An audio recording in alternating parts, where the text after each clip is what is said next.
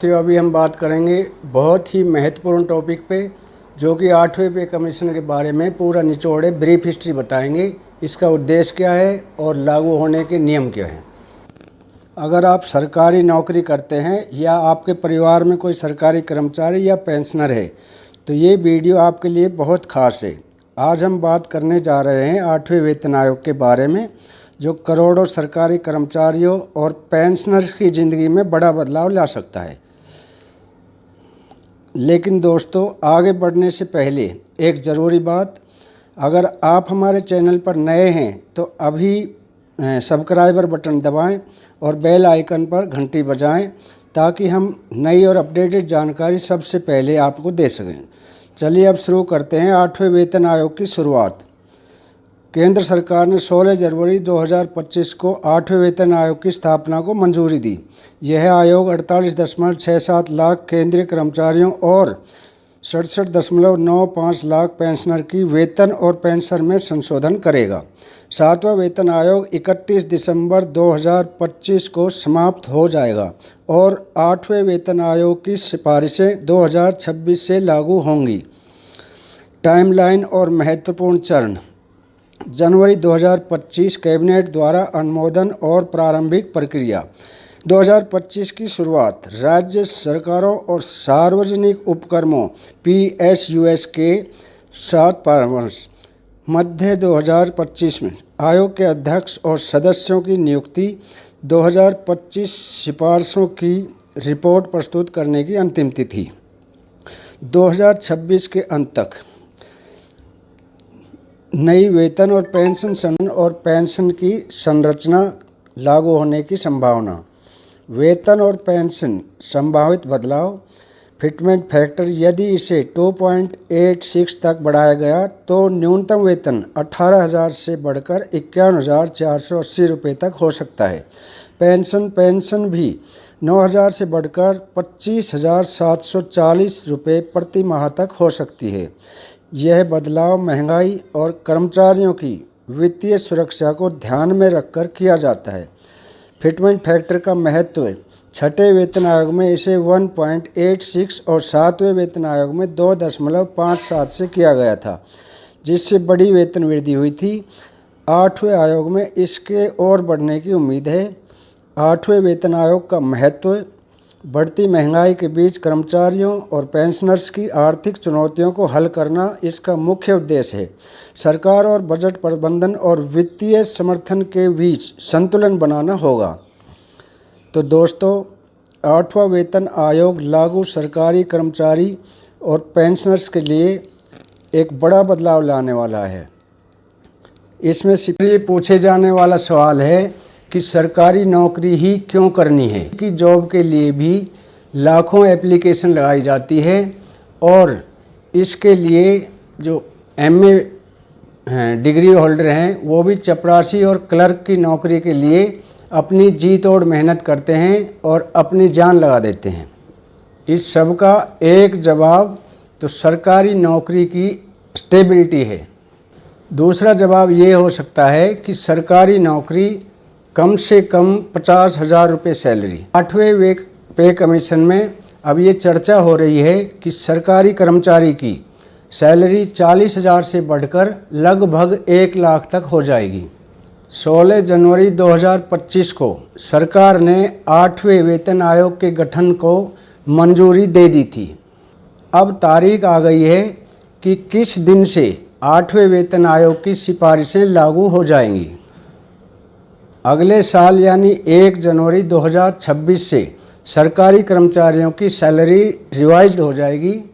लगभग 50 लाख कर्मचारी और 65 लाख पेंशनरों की पेंशन और सैलरी बढ़ जाएगी।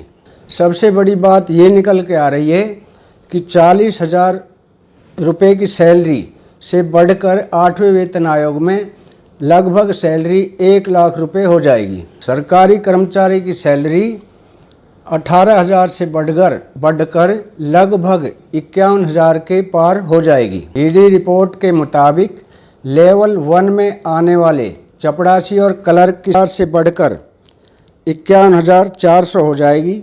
लेवल 2 जिनको 19,900 मिल रही है, उनकी लेवल नंबर 3 में आ जाएगी। और लेवल नंबर 3 में कांस्टेबल और क्लर्क जो आते हैं उनकी सैलरी 21,700 से बढ़कर 62,062 रुपये हो जाएगी। और लेवल 18 जो कि उच्च अधिकारी ऑफिसर्स हैं, उनकी जो बेसिक सैलरी है वो 2,50,000 से बढ़कर 7,15,000 रुपये तक हो जाएगी। इसी तरह बेसिक जो पेंशन है वो 9,000 से बढ़कर 25,740 रुपये हो जाएगी। 8वें वेतन आयोग से इतना मिलने जा रहा है कि लोग ये कहना बंद कर सकते हैं कि प्राइवेट जॉब वालों को ज़्यादा मिलता है। सरकारी कर्मचारियों को महंगाई भत्ता यानी DA 55% यानी 55% मिल रहा है। और साल 2026 में यानी 1 जनवरी से यह महंगाई भत्ता बढ़कर लगभग 61% यानी 61% हो जाएगा। 8वें वेतन आयोग लागू होने से पहले सरकार जो 50% हमारा DA है, महंगाई भत्ता है, उसको बेसिक सैलरी में मर्ज कर सकती है। अब चल रहा है कि लेवल 1 को लेवल 2 के साथ मर्ज किया जाए, लेवल 2 को लेवल 3 के साथ मर्ज किया जाए, लेवल 4 को लेवल 5 के साथ मर्ज किया जाए। यदि ऐसा हुआ तो लेवल 1 की सैलरी 18,000 से बढ़कर 19,000 हो जाएगी। अभी इसमें पेच ये बचा है फिटमेंट फैक्टर का।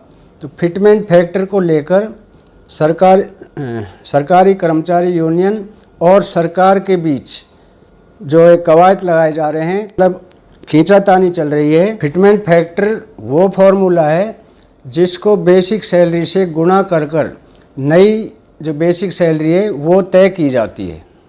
8वें वेतन आयोग में फिटमेंट फैक्टर 1.92 था, जिससे मिनिमम सैलरी 18,000 से बढ़कर 34,560 रुपये हो जाएगी। फिटमेंट फैक्टर 2.86 तय हुआ तो मिनिमम सैलरी 18,000 से बढ़कर 51,480 रुपये तक पहुंच जाएगी। 7वें वेतन आयोग में फिटमेंट फैक्टर 2.57 था। सरकारी यूनियन 2.86 की लगातार मांग कर रही है। यूनियन की मांग है कि किसी भी सूरत में मिनिमम सैलरी 26,000 से नीचे नहीं होनी चाहिए। इसका कैलकुलेशन है कि यदि फिटमेंट फैक्टर 2.57 हुआ तो 18,000 इंटू 2.57 करने से 26,780 रुपये तक हो जाएगी। वेतन आयोग केंद्र सरकार के कर्मचारियों से होता है, राज्य सरकार के कर्मचारियों से नहीं होता है। लेकिन राज्य सरकार भी इसी तर्ज पर अपने कर्मचारियों को वेतन आयोग की वेतन वृद्धि का लाभ देती है। राज्य सरकार भी वेतन आयोग की तर्ज पर अपने कर्मचारियों की सैलरी रीस्ट्रक्चर करती है। वेतन आयोग हर 10 साल में बनता है।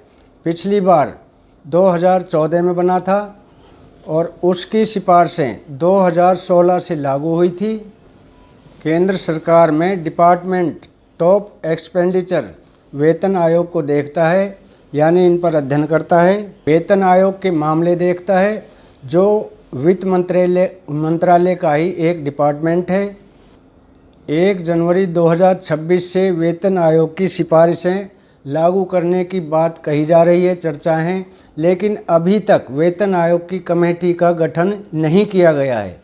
सिफारिशों और फायदों को लेकर आपका क्या विचार है, कमेंट सेक्शन में ज़रूर बताएं। और ऐसी सूचनात्मक वीडियो के लिए चैनल को सब्सक्राइब करें। धन्यवाद। आज के लिए इतना ही, फिर कल मिलेंगे इसी तरह की किसी नई और अन्य जानकारी को लेकर। तब तक के लिए जय हिंद, जय भारत।